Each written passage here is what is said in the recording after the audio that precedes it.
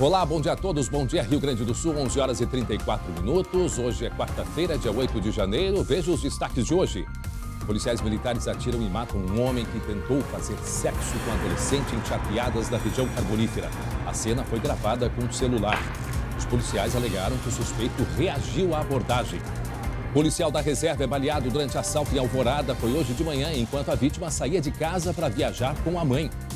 A polícia prende suspeito do assassinato de um jovem encontrado morto dentro de um carro no estacionamento do Hospital da PUC, aqui em Porto Alegre. E por causa da umidade baixa, hoje deve ser mais perceptível a presença de fumaça das queimadas na Austrália no pôr do sol aqui no estado. Ontem, os fragmentos chegaram ao Rio Grande do Sul e foram mais visíveis na fronteira oeste.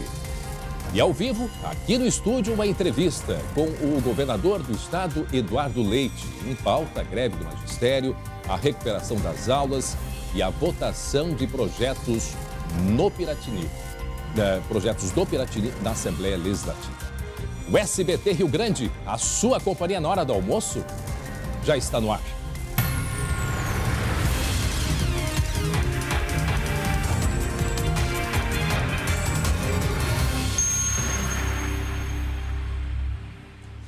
Mais uma vez, tenho a honra de receber aqui no estúdio o nosso governador do estado, Eduardo Leite. Muito obrigado mais uma vez por sua presença com a gente aqui no SBT. Uma alegria poder estar aqui com vocês, poder falar com o povo gaúcho através do SBT, conversar contigo e aproveitando para desejar ainda um feliz ano novo para ti, para quem está nos acompanhando. Ainda é tempo de desejar um feliz 2020. A recíproca é verdadeira. Foi um bom início de ano para o senhor, governador?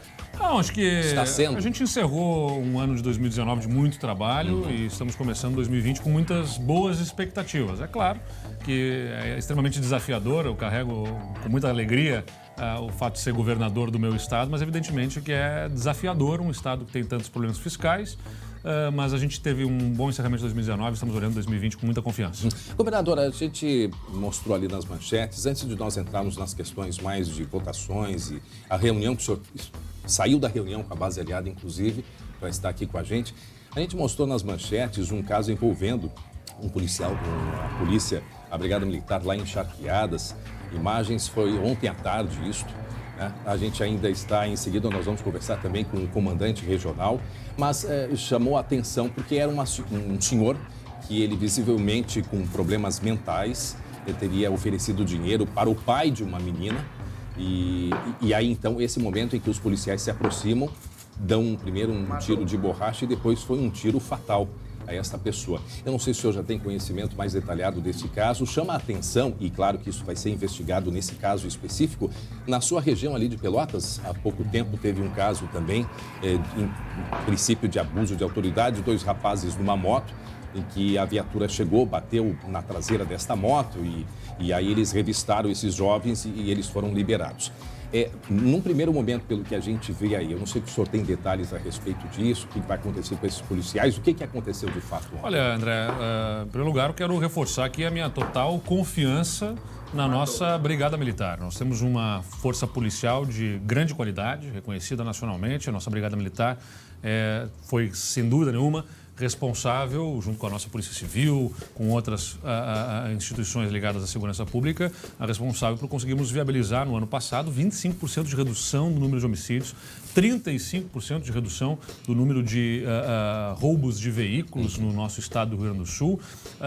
Nós temos diminuição de latrocínios ao menor número da década no estado do Rio Grande do Sul. Então, números muito expressivos que significaram preservação de vidas. É importante lembrar, a redução do número de 25% de homicídios no estado do Rio Grande do Sul no ano passado significou a preservação de cerca de 500 vidas em comparação a 2018. 500 vidas poupadas no ano passado. Agora, esse caso, evidentemente, como é de praxe na Brigada Militar, se abre procedimento, todo o caso que tem de enfrentamento, a Brigada Militar tem centenas, milhares de enfrentamentos anualmente por todo o estado, vai se abrir procedimento para analisar a conduta do policial. O que nós temos de informações são que houve reação, né, deste senhor, a reação com uma arma letal, e quando há esse enfrentamento, o procedimento, há protocolos que têm que ser observados e que parecem ter sido observados, mas qualquer julgamento agora é precipitado. E logicamente, longe da gente, não estamos generalizando, sabemos que há questões pontuais. É que o que chama a atenção nos últimos tempos, não sei se a sua atenção também, o senhor se atenta para isso, é de um grande número de policiais que acabam sendo afastados justamente para investigação. O caso, como eu citei lá de Pelotas, desses dois rapazes numa moto que foram parados e que a imagem mostrava, né, eles agredindo os jovens que não tinham reação. Claro, não, é como eu disse. Acho que qualquer julgamento precipitado, qualquer julgamento apressado se precipita. Agora, a gente também não pode colocar, e não é prudente do ponto de vista de interesse público da preservação da segurança da sociedade, que nós coloquemos, né, os nossos policiais, as nossas forças policiais, sob desconfiança da sua atuação. Por isso, abra-se o procedimento, respeite-se os protocolos, mas nós temos um firme compromisso com a sociedade que é garantir segurança, né? E segurança exige os nossos policiais com as condições de exercer a sua atividade com a firmeza para que as regras sejam observadas. Mas, claro, observando protocolos de atuação para não colocar vidas de inocentes em risco. Depois quero falar da questão da segurança rural. Tivemos um caso em Caxias. Mas antes vamos retomar assuntos extremamente importantes. Por exemplo, a reunião do CEPERS que acontece hoje com o governo. Há uma preocupação muito grande com a recuperação das aulas. O magistério oferece que em janeiro saiam de férias, recuperem as aulas em fevereiro de férias e retomem as aulas em março. Essa negociação com o CEPERS, governador, vai ter uma solução numa reunião que acontece nesse momento? Nesse momento deve estar começando lá na Secretaria de Educação uma reunião em que participa o nosso Procurador-Geral do Estado, o nosso secretário da Educação, evidentemente, secretário do Planejamento e o chefe da Casa Civil, para discutir de que forma que se consegue resolver este impasse. Porque a sua preocupação, governador, desculpa interromper, é porque essa imagem mostra a reunião que teve ontem. Sim. O senhor já queria que ontem tivessem resolvido esse impasse. Não, na verdade, evidentemente, ontem estava programado para o dia 10, eu determinei que se antecipasse a reunião. Naturalmente, seria uma reunião para receber a demanda do CEPERS, entender quais são as suas principais demandas. Podermos avaliar, avaliamos ontem em reunião, hoje de manhã revisei alguns dados e números. Nós temos mais de 2.000 escolas no Rio Grande do Sul, são cerca de 130 que estão paradas, então é importante dizer, não é a educação que está parada, é um número de escolas para o qual, evidentemente, nós temos que encaminhar soluções. E estamos buscando encaminhar soluções de forma negociada. Vai ter desconto do salário dos professores? É o natural, André. É importante se lembrar o seguinte, a greve, ela suspende o contrato de trabalho. Como suspensão de contrato de trabalho, o governador não pode exigir e punir com demissão um servidor que está em greve, mas o servidor também não pode exigir o pagamento do salário. Ele está com um contrato de trabalho suspenso por força da greve. É bom lembrar que em outros países, pega a França e até aqui no Brasil, em alguns casos, há associações e sindicatos que formam fundos de greve. Ou seja, o sindicato, com os seus recursos, paga o salário dos servidores para convencê-los a ficar em greve. Porque, da minha parte, como governador, seria uma irresponsabilidade usar recurso público, que não é meu, não é do Eduardo, não é do governador, é da população gaúcha, para pagar algo que não teve prestação de serviço. Agora, os professores eles são muito reticentes com relação a isso, né? É um condicional, voltar às aulas, mesmo que um número pequeno, condicionado ao pagamento desses dias parados. A pergunta que eu faço, será que nesta reunião que começou agora, se tiver um impasse, isso não vai terminar na justiça e vai piorar essa resolução? Tenho uma boa expectativa de resolutividade, eu tenho sensibilidade, né? O governo não é desumano e entende que servidores que entraram em greve, muitos não são só professores, é importante lembrar, servidores de outras categorias, de outras secretarias também tiveram descontos.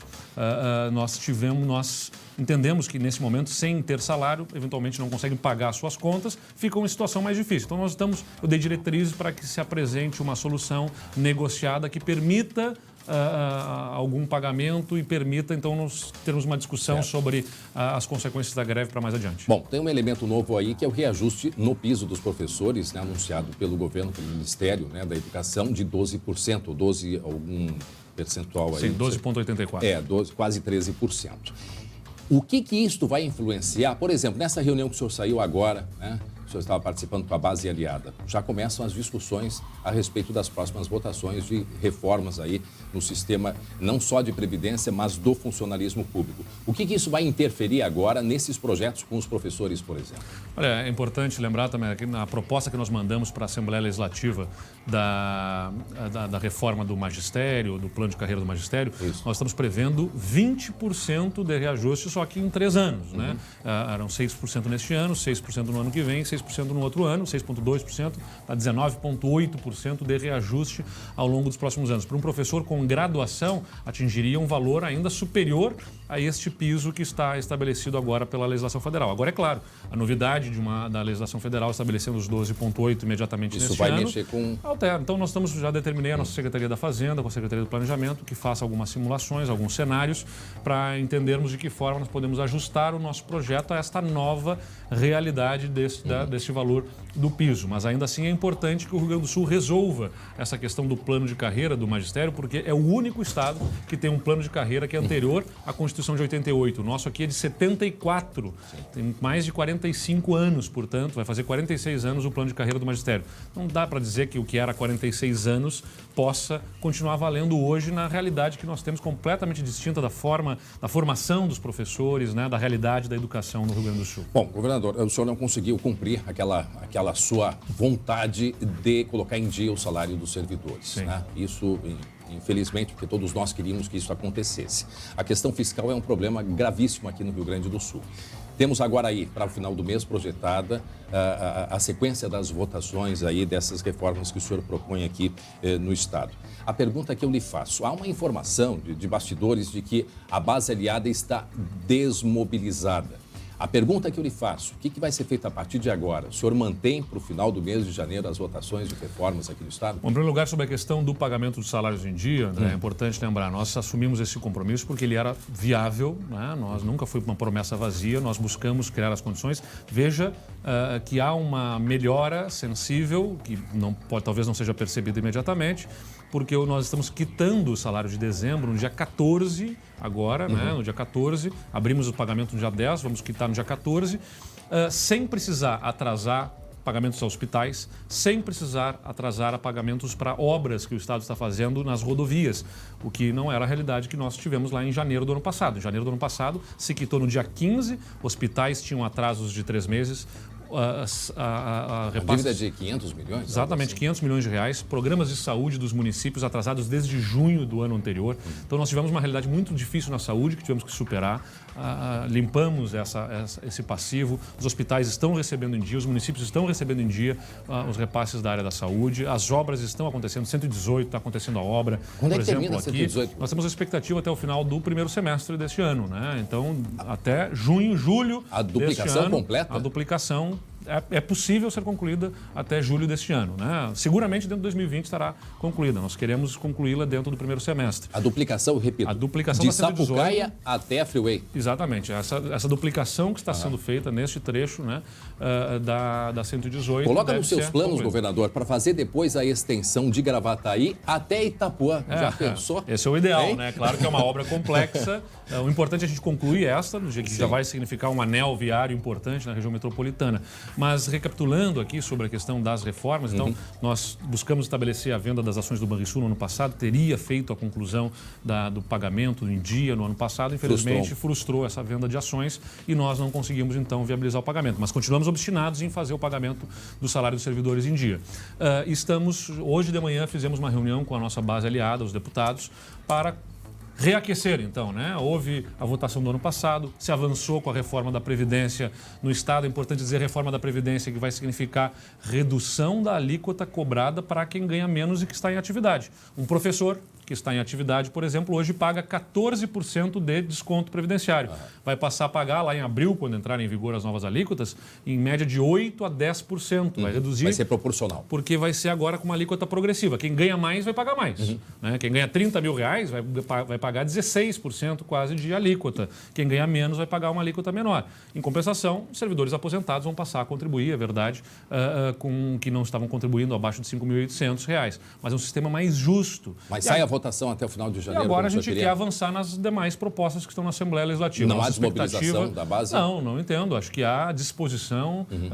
Agora, é claro, a velocidade das votações vai se dar de acordo com o entendimento do grupo. Eu sempre disse, o governador é um proponente da agenda. A gente propõe e tem que prosperar na Assembleia Legislativa. Estamos trabalhando para haver convencimento. Eu vejo, sim, muito boa disposição dos deputados e tenho a expectativa de que a gente possa virar este capítulo nas próximas semanas e ainda resolver esse pacote de projetos que são para reformar o Rio Grande do Sul e melhorar o Estado para os gaúchos. Nova expectativa de data para colocar em dia o salário dos servidores?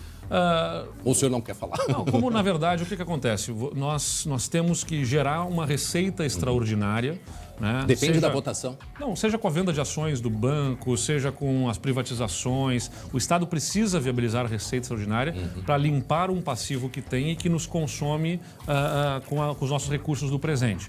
Então, ou seja, com receitas extraordinárias, a gente consegue ajustar o fluxo de caixa para que o Estado volte a pagar em dia. Nós temos a expectativa de que isso aconteça o mais rápido possível, mas eu não vou dar uma data porque nós tínhamos o prazo de 1 ano do primeiro ano, não conseguimos viabilizar e agora queremos... Há muitas pendências, né? Temos as privatizações da CE, da Sulgás, que a CE deve acontecer no início do segundo semestre, a Sulgás até o final deste ano.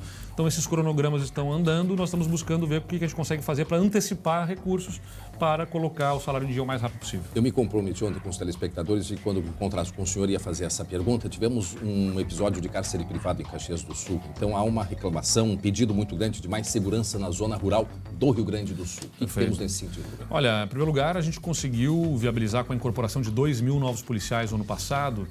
Nós estabelecemos uma política de distribuição desse policiamento, criando um batalhão de choque novo aí as em imagens Caxias do local, Sul. da região, a localidade lá em Caxias, onde a família ficou em cárcere privado por 4 horas sob tortura emocional. Perfeito. A gente colocou lá 110 policiais preparados como batalhão de choque para o trabalho em operações especiais em Caxias do Sul, assim como criamos um batalhão de choque também lá em Pelotas. Fizemos uma política de mínimo de policiais nas menores cidades, no mínimo 5 policiais, e colocamos também a condição de ter os 40 postos de policiamento rodoviário funcionando 24 horas. E por que o policiamento rodoviário é importante? Porque o crime trafega pelas estradas. Certo. Então, essas pessoas que atuam em crimes, em prática criminosa no interior, elas não ficam, geralmente, na localidade, acabam se locomovendo. A gente tem que ter esses postos para fazer interceptação dessas pessoas. Então, a gente já teve uma melhoria substancial no primeiro ano, a abigeato caiu 15%, e estamos trabalhando de uma forma articulada com inteligência, Polícia Civil, Polícia Militar, para garantir em 30 segurança no campo segundos, também. a questão da seca no Rio Grande do Sul. A gente tem acompanhado aí a metade sul do estado, né? A safra vai ser prejudicada no abril. A safra do milho, especialmente, tem um maior prejuízo. Como? Nós já estamos agilizando aqueles pedidos de municípios que entraram com situação de emergência e vamos ter uma reunião na sexta-feira com a Secretaria da Agricultura, Meio Ambiente e também Defesa Civil para avaliar a extensão desses danos, a expectativa para as próximas semanas e podermos buscar mitigar os efeitos. Parece que sexta-feira vem um pouco de chuva, vai amenizar, em seguida a gente tem até uma Se houver chuva ainda nas sobre próximas isso. semanas, tem como recuperar uma boa parte aí dessa expectativa de perda.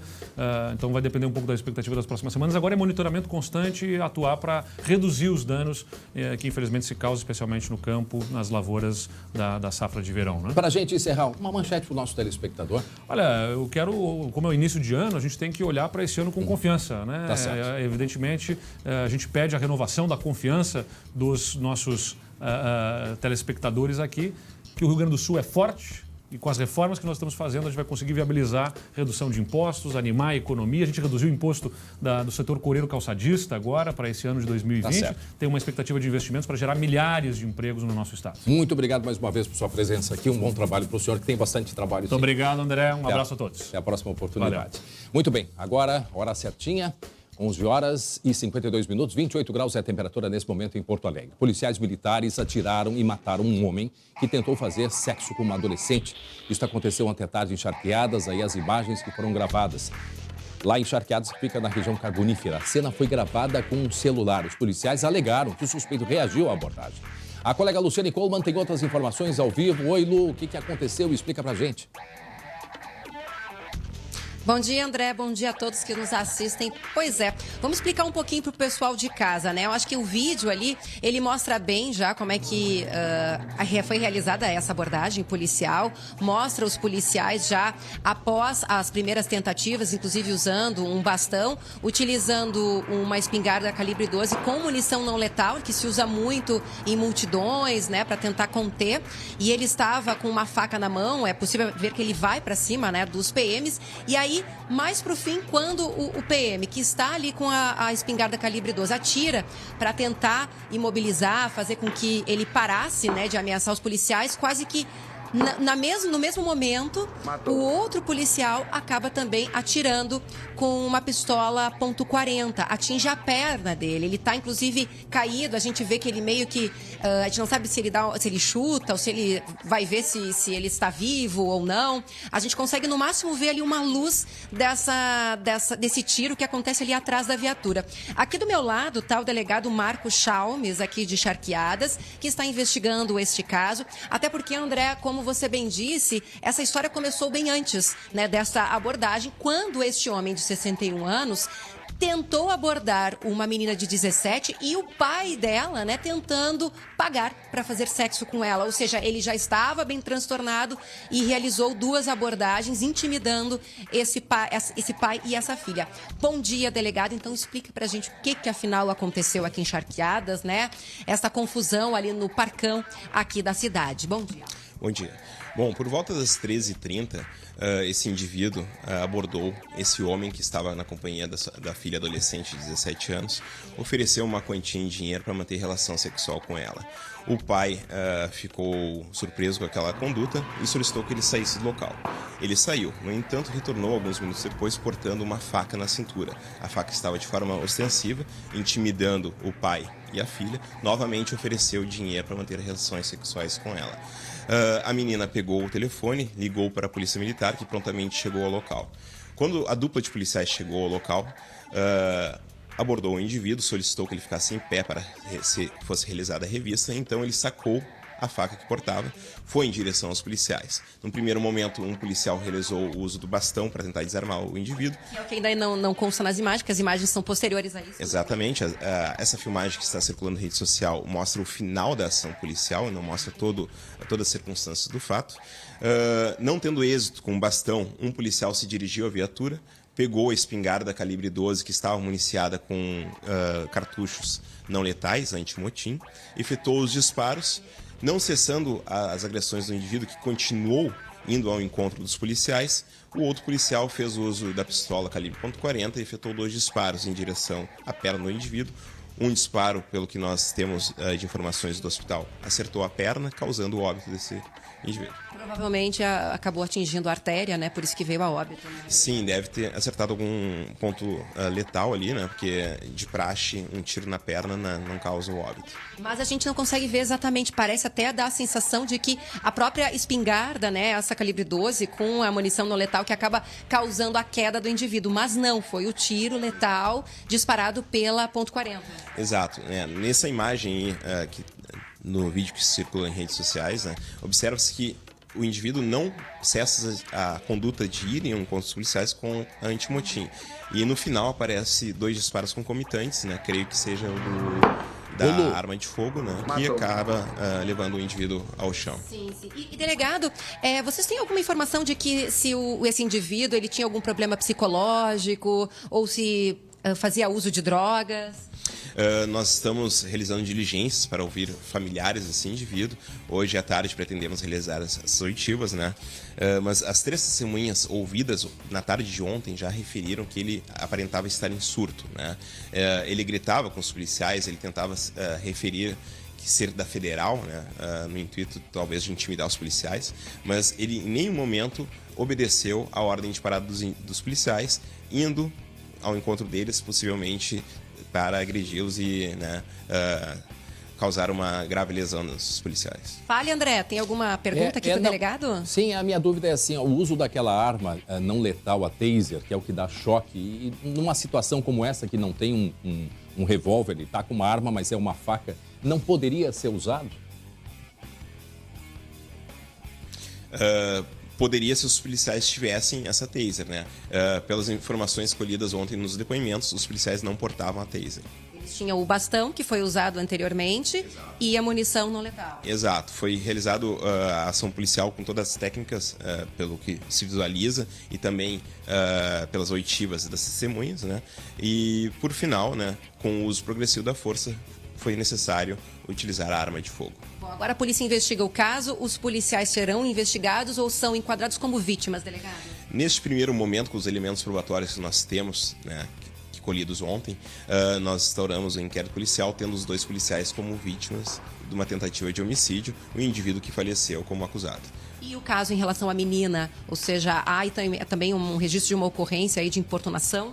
Também será instaurado um procedimento policial, né, pela análise de todas as provas colhidas, né, temos uma conduta praticada por esse indivíduo da contravenção penal de importunação ofensiva ao pudor.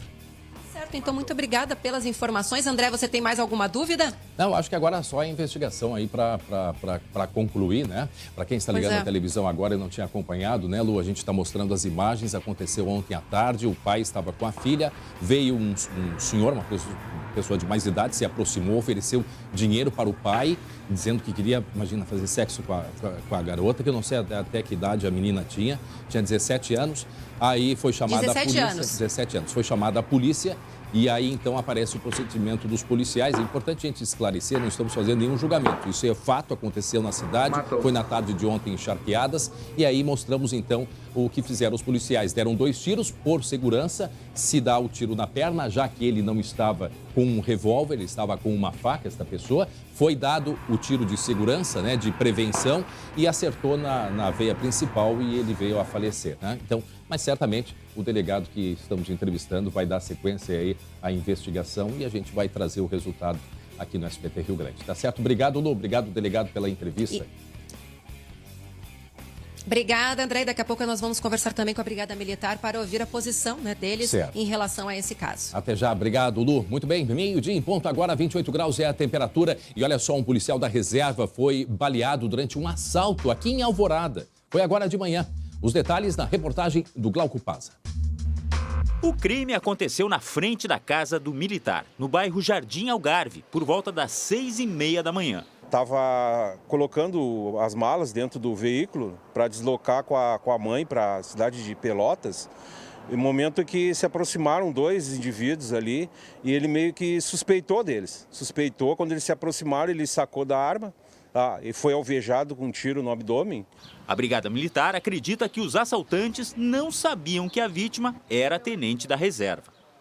Acharam que ia ser fácil levar e acabaram levando o veículo e inclusive a arma do policial, né? O carro foi abandonado não muito longe daqui, no bairro Rubem Berta. Estava incendiado para eliminar pistas. A mãe do militar não quis comentar o caso, está abalada. Já o tenente foi encaminhado para o hospital e, segundo informações, passa bem. Vejam só, uma pessoa experiente reagiu, né? E mesmo assim ele poderia ter sido vítima. Agora, vejam só, de manhã, gente, de manhã, como as pessoas têm que ter cuidado e muita gente nessa época se prepara para sair de casa. Nós mostramos, acho que foi na semana passada, a mesma situação no domingo de manhã, logo depois do Natal, acho que foi. Também de uma família se preparava para sair de casa, né? Todo mundo, tem que fechar a casa, tem que pegar a mala, tem que colocar. Vieram os criminosos, né? A ocasião faz o ladrão. Então, nesta época, também as pessoas têm que ter muita atenção, porque é na rua que essa pessoa foi abordada. Eu lembro que no ano passado, acho que está fazendo um ano da morte daquela senhora que saiu com o marido e os 2 filhos, vieram de Pelotas e tinha uma senhora junto no carro, a mãe de do casal, vieram para Porto Alegre e também estavam na estrada quando foram abordados por criminosos saindo de férias. O caso deste policial da reserva que estava com a mãe e ia sair de casa quando foi surpreendido, portanto, pelos criminosos. Se tem oportunidade de se preparar para sair, faça dentro do pátio. Não faça na rua. Esta é a condição que nós vivemos, infelizmente. De manhã, de tarde, de noite, não tem horário, não tem rua, não tem local a gente tem que ter uma atenção redobrada. Fica aí essa orientação deste policial que, com toda a sua experiência, mesmo assim enfrentou uma situação bastante difícil. É claro que a reação, a gente nunca está preparado para uma situação como essa, mas a orientação dos especialistas é não reagir. Muito bem, 12:03 agora. A polícia prendeu o suspeito de ter matado o jovem que foi encontrado morto dentro de um carro na última sexta-feira. Imaginem só, dentro do estacionamento do Hospital da PUC, aqui em Porto Alegre. A investigação agora procura o homem que aparece nas imagens das câmeras de segurança saindo de dentro do veículo. Detalhes na tela. O homem se apresentou à polícia no sábado, um dia após o corpo de Andrew Fagundes dos Santos, de 25 anos, ser encontrado dentro de um veículo no estacionamento do Hospital da PUC. Ele assumiu a autoria e entregou a arma usada no crime. Na noite desta terça-feira, o suspeito foi preso temporariamente. Ele tem antecedentes policiais. Vamos fazer agora uma confrontação balística com o projetil que foi recolhido do corpo da vítima para ver se realmente foi a arma utilizada no evento criminoso. Em depoimento, o homem contou que estava consumindo drogas na quinta-feira com a vítima no Campo da Tuca, na zona leste de Porto Alegre. Segundo ele, houve um desentendimento e Andrew o ameaçou com um revólver. Ele alega ter tomado a arma do amigo e atirado para se defender. O tiro atingiu o abdômen do jovem. O suspeito relatou que um senhor socorreu Andrew e o levou para o hospital da PUC. O Fiesta preto roubado chegou ao estacionamento por volta das 11 da noite de quinta. Na tarde de sexta, seguranças encontraram o corpo no banco de trás do veículo. A polícia ainda não identificou esta terceira pessoa. A gente analisa as imagens, a gente percebe que tem um homem que desembarca do carro realmente, ingressa no hospital da PUC e agora a gente procura identificá-lo e, inclusive, na necessidade de ouvi-lo aqui na delegacia para que ele esclareça o evento também, se realmente isso ocorreu ou se há alguma outra informação relevante. Agora, que situação, né? E não se sabe também por que o carro foi para o pátio do hospital, se a intenção era de levar o rapaz para ser atendido ou se era para ser mesmo abandonado. O carro que eles estavam usando era um carro roubado, que é de um motorista de aplicativo. E o corpo ficou ali 2, 3 dias.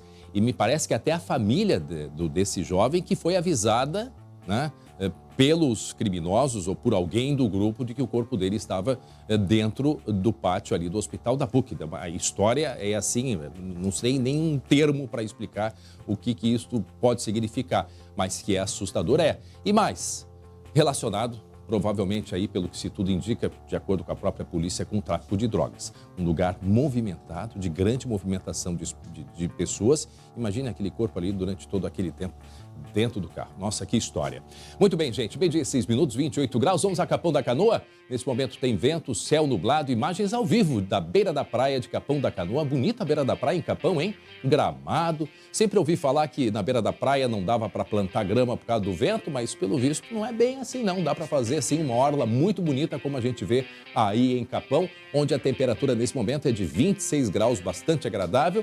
Só que o sol hoje está bastante tímido lá em Capão da Canoa, no nosso litoral do Rio Grande do Sul. 12:06, 28 graus é a temperatura nesse momento.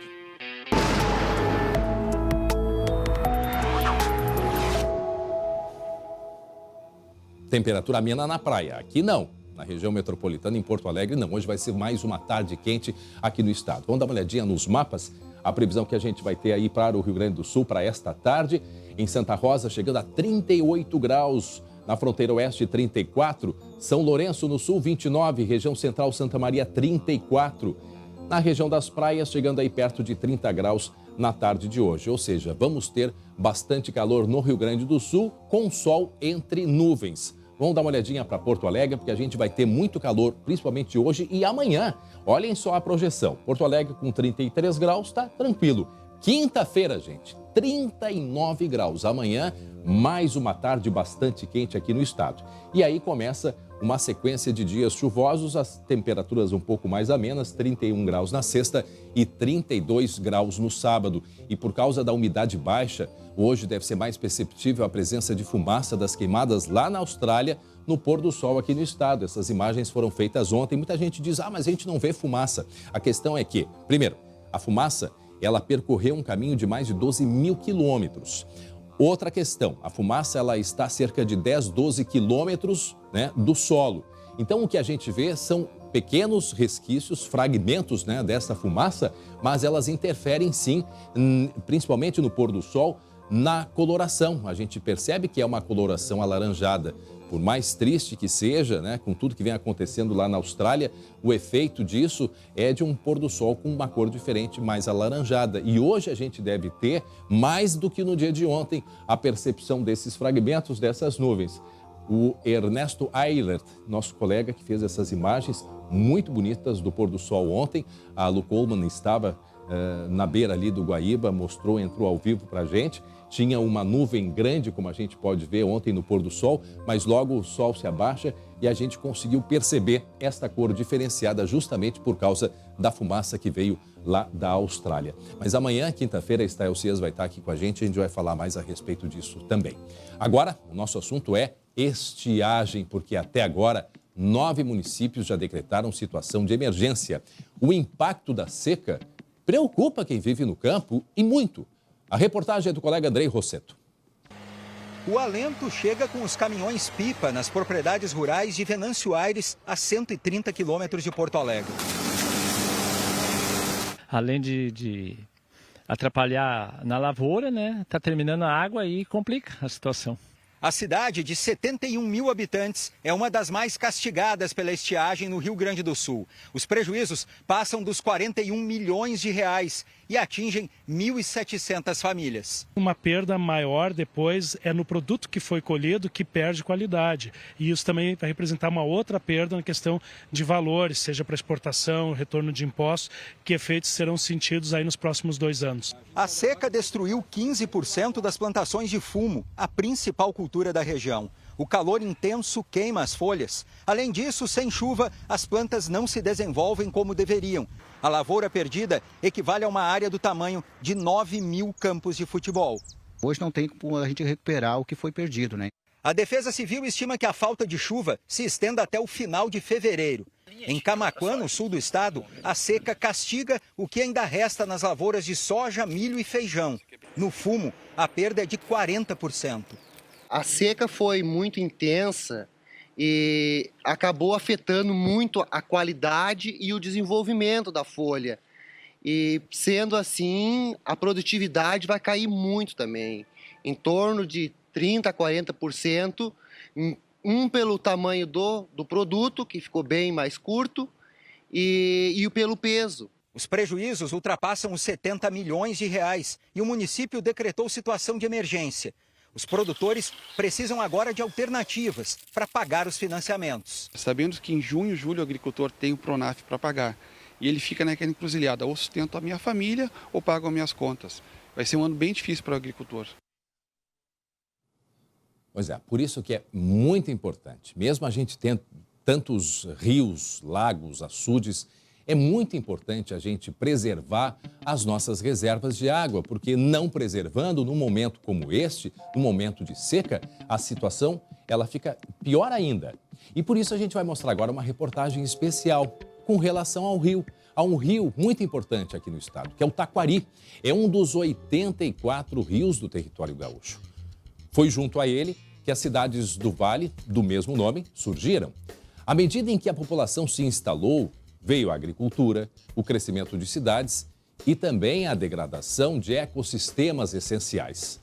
A mata ciliar, que é aquela mata que fica na margem do curso d'água, ela é formada de vegetação nativa e está sendo consumida pelo desenvolvimento. E o que está sendo feito para preservar o meio ambiente? Você confere agora na reportagem especial da Bruna Osterman.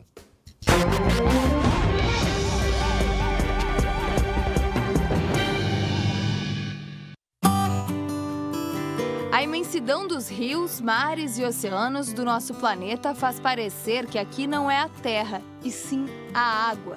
Existe em abundância, mas ainda assim pode faltar.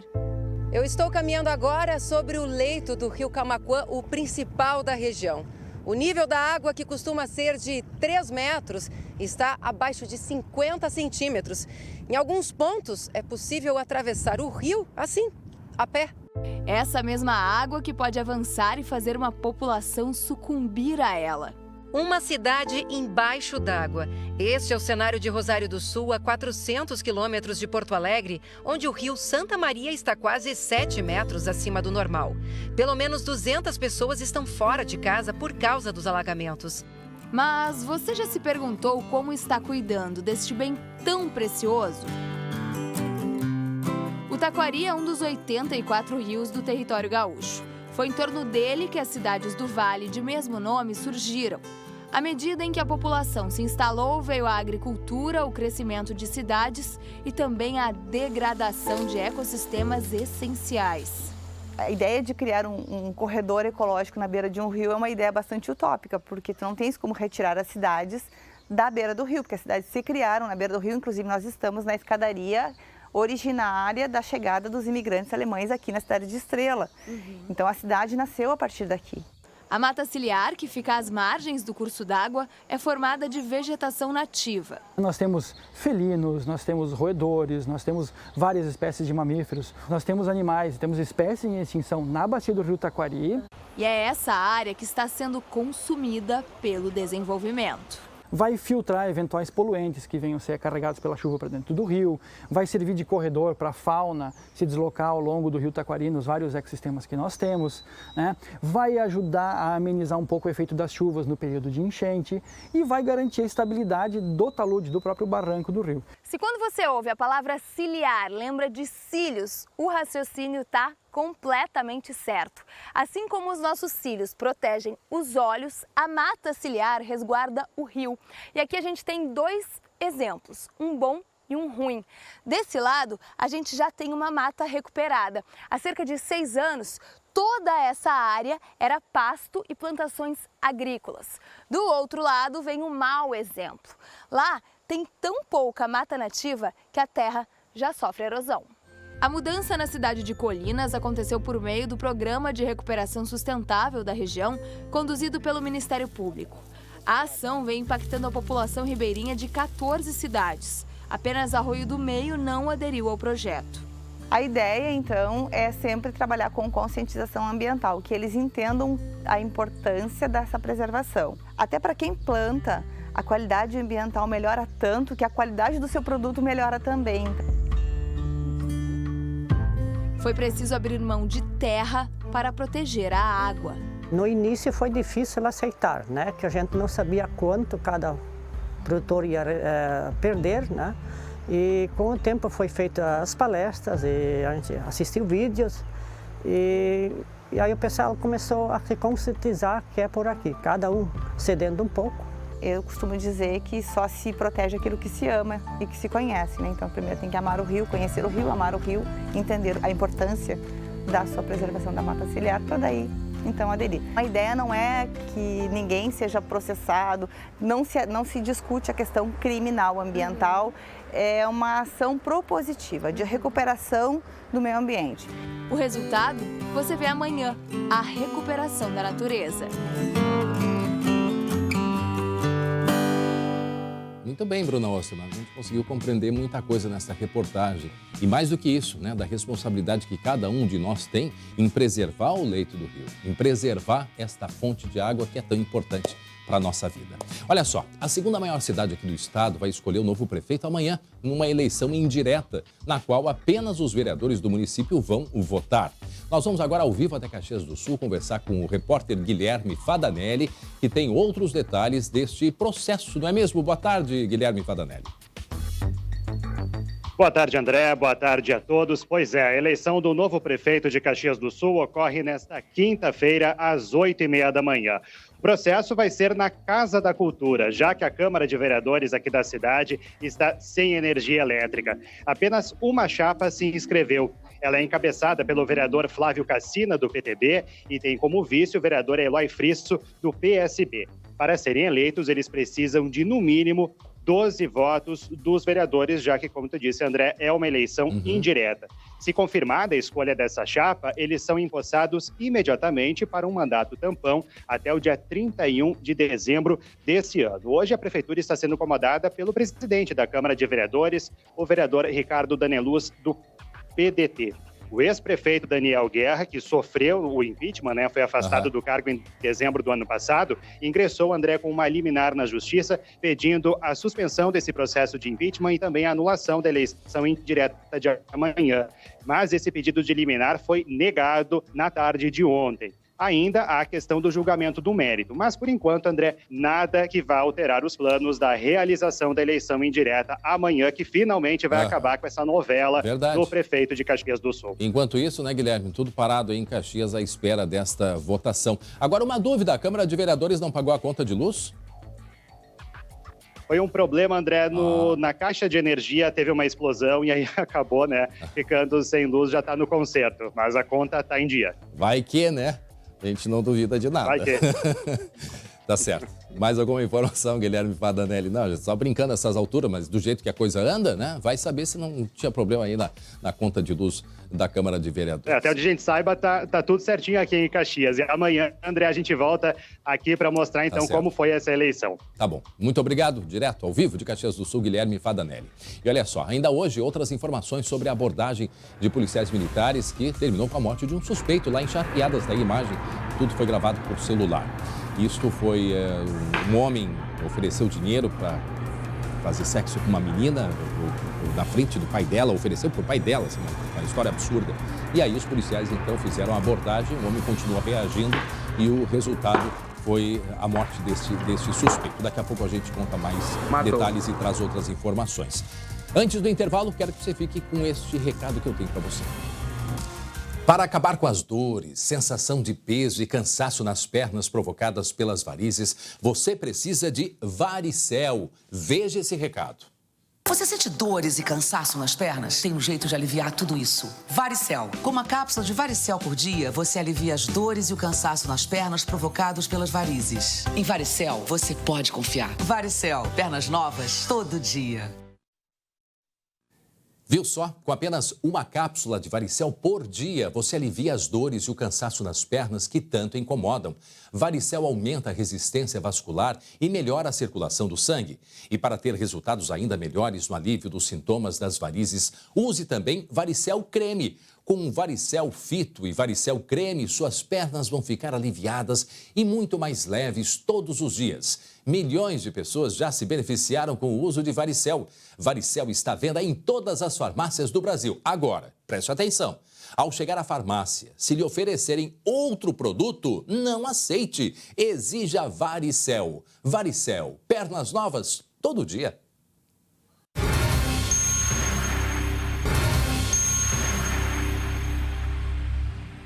Muito bem, você sabia que existem bactérias do bem e bactérias do mal na nossa flora intestinal e que quando estão em desequilíbrio elas podem causar desconfortos? Por isso você precisa conhecer o Simbiotil. Preste atenção nesse recado. Bactérias em desequilíbrio na flora intestinal podem causar cólica e diarreia. Imagine que as bolinhas cinzas sejam as bactérias ruins e as laranjas as boas. Simbiotil ajuda a equilibrar a flora com mais bactérias boas. Simbiotil, sua flora intestinal bem equilibrada. Viu só? Simbiotil vem em sachê, esse aqui, ó, e é indicado para toda a família. Simbiotil está à venda em todas as farmácias do Brasil. Ao chegar à farmácia, não aceite outro. Simbiotil, sua flora intestinal bem equilibrada.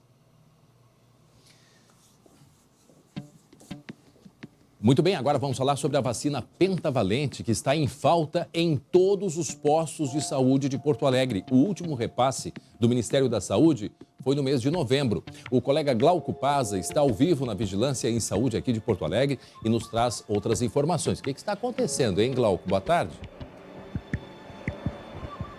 Boa tarde, André. Boa tarde a todos. Pois é, nós vemos aqui justamente atrás desta explicação, porque afinal de contas é uma contradição. Os governos, tanto municipal, estadual, federal, fazem campanhas de vacinação para minimizar os problemas com várias doenças e aí, quando o público vem até os postos, não encontra a vacina.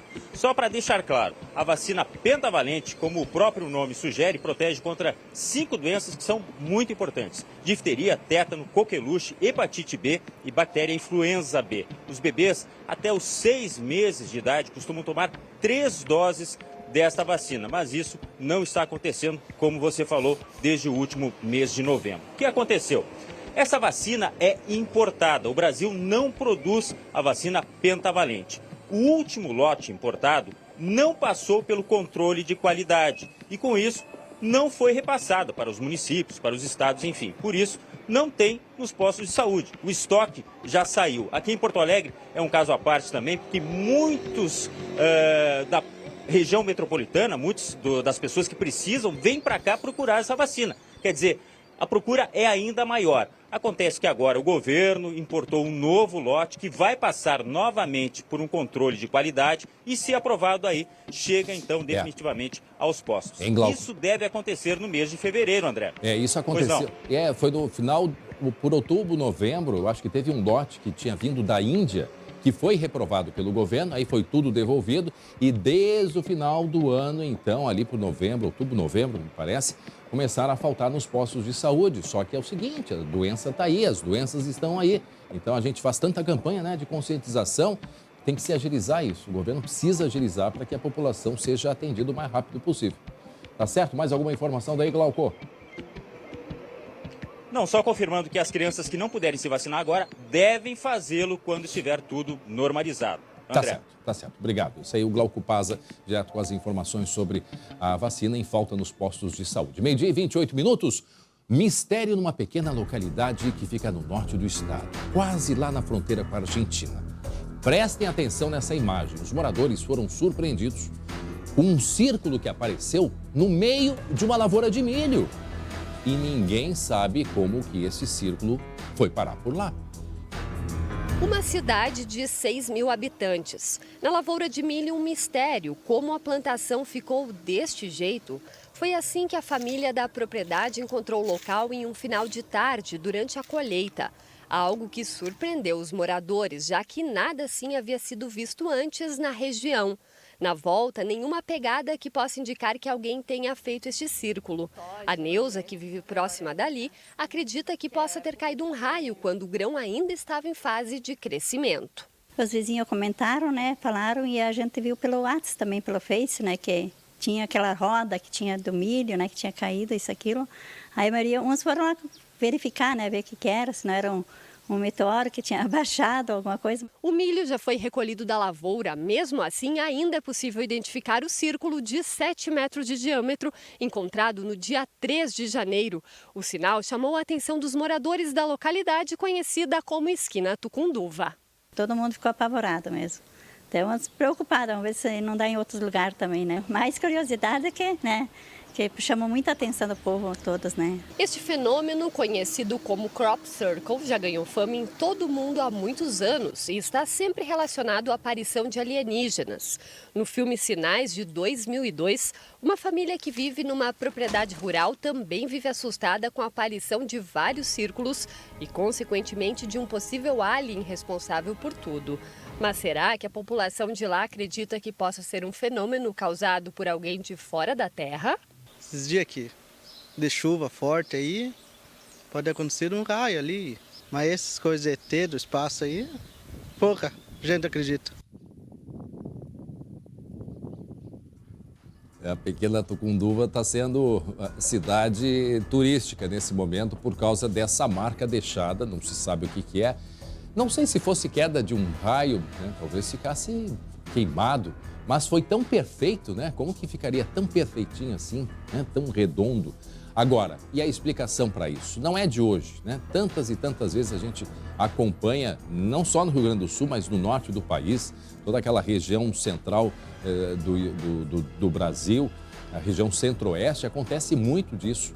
E alguns não têm dúvida de que é algo extraterrestre que desce por ali e que deixa essas marcas. O porquê sempre no milho, né? Geralmente a gente vê no milho, no milharal, talvez por ser mais altos, são mais visíveis, não saberia responder. Agora, que intriga, intriga. Se lá na fazenda dizem que não fizeram nada e aparece um círculo exatamente assim, né? Simétrico, perfeito, o que a gente vai dizer sobre isso? Eu acho que a questão de raio ter caído, eu acho meio difícil.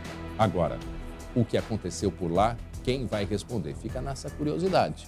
Alguns dos mistérios que a gente tem por aí E agora que vale uma investigação, sim, se descobrem tanta coisa, por que ainda não descobriram o que faz, né? Quem deixa essas marcas aí? Porque tem lavouras que não é apenas uma, são várias. E vistas de cima, assim, é uma obra de arte, é uma perfeição. Agora, se é um tipo de erva daninha que ataca o milharal e elas andam em círculo, eu não sei, sinceramente, eu não sei. Ou daqui a pouco é uma nave, né? Quem sabe é uma nave, vai saber, né? Mas que é um mistério, é. E aí, então, na pequena cidade de Tucunduva apareceu foi no dia 4, né? Foi ali em dia 4 de janeiro que já apareceu e chamou a atenção de todo mundo. E agora muita gente está indo lá na fazenda tentando encontrar para descobrir o que aconteceu. Para aí nessa imagem ali um pouquinho. Aquela imagem anterior ali, a gente tem uma noção da perfeição desse círculo, né? Perfeito. E também a gente consegue observar na imagem que o milho que fica próximo desse círculo ali, ele parece que ele está queimado, né? A gente consegue mostrar ali, ó.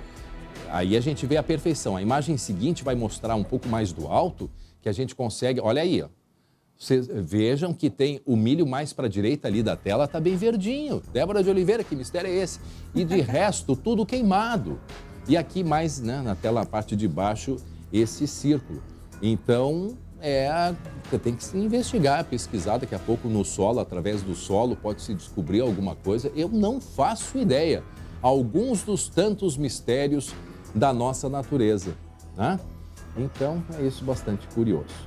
Muito bem, 12h33, antes da gente encerrar, nós temos duas informações, né? Me passa nesse momento aqui, o nosso editor-chefe, o Matheus Gílio. Durante a programação, né? A gente vai falar sobre o caso dessa abordagem dos policiais militares de Charqueadas que terminou com a morte de um suspeito. Então, durante a nossa programação, a gente vai atualizar e também, inclusive, com a posição da Brigada Militar. Até o momento, a gente não conseguiu falar com o comandante do batalhão lá de Charqueadas, né? Ele ficou de conceder uma entrevista para a gente ao vivo, mas até o momento ele não conseguiu chegar até a nossa equipe para esclarecer algumas questões. É um caso que aconteceu ontem à tarde. Um homem se aproximou de uma garota de 17 anos, ofereceu dinheiro para o pai dela para fazer programa com a garota, imagine, e chamaram a polícia, daí a imagem que foi flagrada, chamaram a polícia, a Brigada Militar tentou contê-lo, ele estava armado com faca, um tiro de segurança foi dado na perna desse homem, acertou em cheio a veia principal e ele veio a morrer. E nós também temos aí uma informação sobre a vacina pentavalente que a gente recebeu agora do Ministério da Saúde. O Glauco Paz entrou ao vivo aqui com a gente, mas agora chegou uma outra informação. O Ministério da Saúde está informando que distribuiu mais de 4,7 milhões de doses da vacina pentavalente aos estados de todo o país em 2019. Para o Rio Grande do Sul foram 236.211 doses. Então, uma nova remessa é aguardada, né, para que seja enviada. E precisa, portanto, um aval da Organização Pan-Americana da Saúde, né? Que é para posterior, então, liberação da Anvisa. Tão logo essas doses sejam liberadas para uso, vão ser distribuídas aos estados. A previsão é iniciar o processo de regularização da distribuição ainda no mês de janeiro. Muito bem, 12h35, obrigado pela companhia. O Internacional, hoje é quarta-feira, eu acho que os trabalhos no Internacional recomeçam hoje, Débora de Oliveira. Exatamente, André Rara. Acabou a folia, acabou a festa, o descanso. Começando o ano pro Inter. Hoje começa o trabalho duro para os colorados, tá bom? Beijo, segue contigo, até amanhã.